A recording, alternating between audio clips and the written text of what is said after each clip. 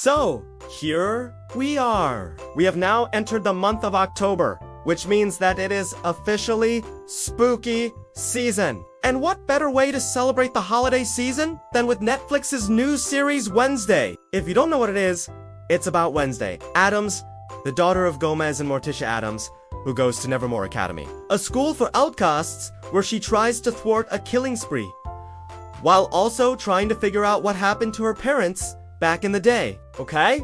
Yeah, this show is just like the Tim Burton movies. It's dark, it's creepy, and at times it can be a little bit weird. But hey, if you like those kinds of shows, then you will definitely enjoy this one. So yes, I have high hopes for this show. So let's talk about it. Before we get into this video, please make sure you guys subscribe so you don't miss any future videos.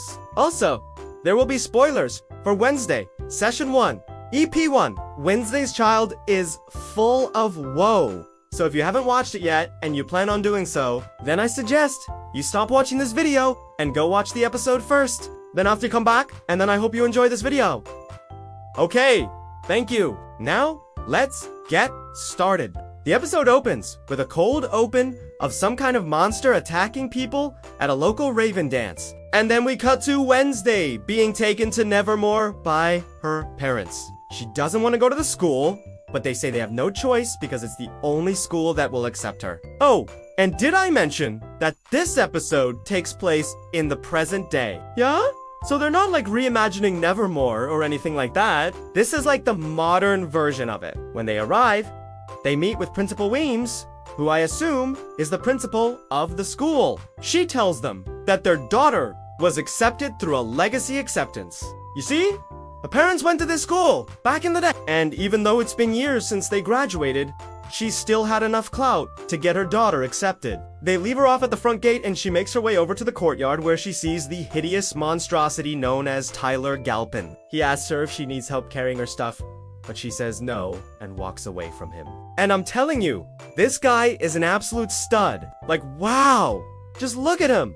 We learn that Wednesday is actually really smart. Like, she's able to hack into the school's computer system just to change her classes. And speaking of classes, she's enrolled in Miss Grimwood's botany and herbology class, which I guess is basically just like plant class. She does some experiments and tests and learns how to control these plants. And when she finally gets to show it off to the class, everyone is stunned by the ferocity of the Venus flytrap she had. Thing is, she gets distracted by the mysterious Raven murders and decides to do her own investigation instead of paying attention to class. She sneaks out one night and goes to the crime scene where she finds a strange symbol carved into a tree. She takes a leaf from the plant and puts it in her pocket. The next day, she shows up to class with it and asks Miss Grimwood what it is. She tells Wednesday that this plant isn't from around here. It's actually from the restricted section of the school's greenhouse. She tells Wednesday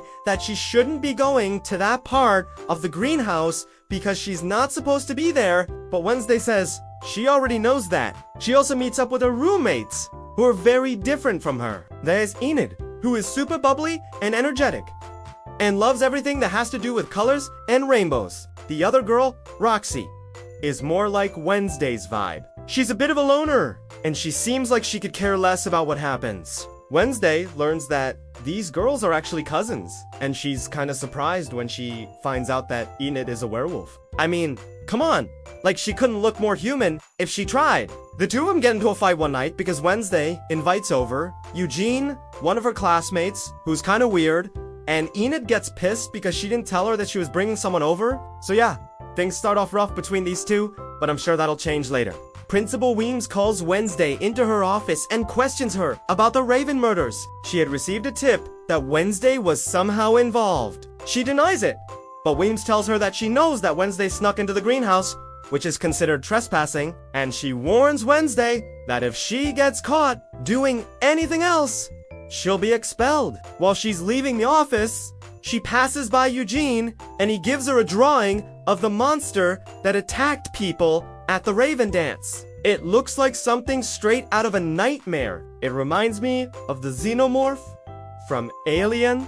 Later, Wednesday sneaks into the restricted section of the greenhouse again, and she finds a secret passageway behind one of the plants. She goes through it and it leads her to the school's dungeons.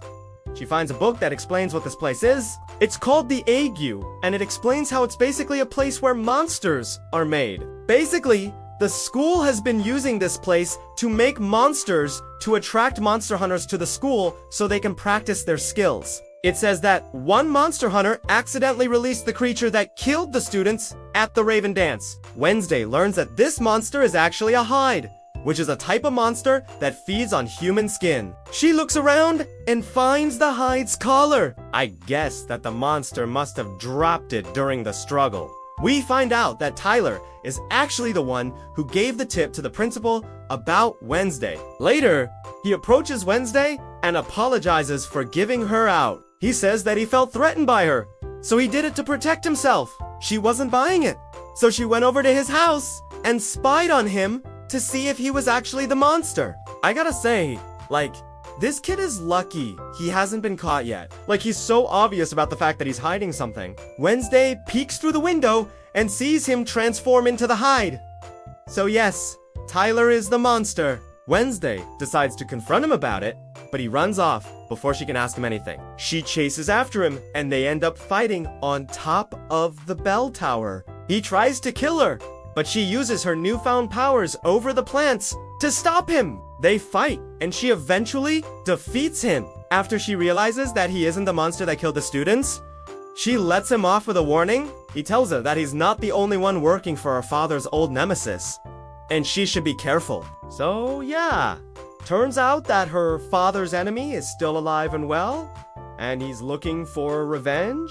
I wonder who he is. As Wednesday walks away, she hears Tyler approach her and he tells her that he'd like to apologize for earlier. She tells him that she appreciates the apology, but she would prefer it if he didn't breathe down her neck. They stare at each other awkwardly for a moment, and then Tyler tells her that he's gonna go clean up. And yeah, that's the end of the episode.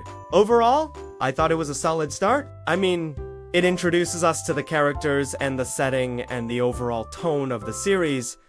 I think Jenna Ortega did a great job as Wednesday. She brought the right amount of deadpan delivery and sarcasm to the role. And I love the chemistry between her and Tyler. That dude is a stud, man.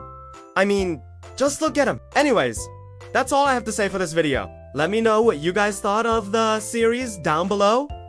Thank you for watching. Please make sure you guys subscribe so you don't miss any future videos. And I'll see you guys next time. Bye.